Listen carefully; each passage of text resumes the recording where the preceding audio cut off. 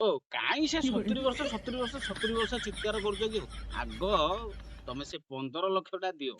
15 ଲକ୍ଷ ଟା ଆମର ନିହାତି ଦରକାର। ଆମେ 70 ବର୍ଷ କଥା କହିବୁନୁ କାହିଁକି ହେଲା? 15 ଲକ୍ଷ ଟା ଦେଲେ ଆମେ ଯାଇ କଣ କଣ କରିବୁ? ତମ କଥାରେ ଆମେ 70 ବର୍ଷ କଥା ଛାଡି ଦେଇଥିଲୁ। 15 ଲକ୍ଷ ଉପରେ ଗଲୁ, ତାପରେ ତମକୁ ଟେକା ଟେକି କରିଦେଲୁ, ତମେ କଣ ଗୋଟେ ହେଇଗଲ।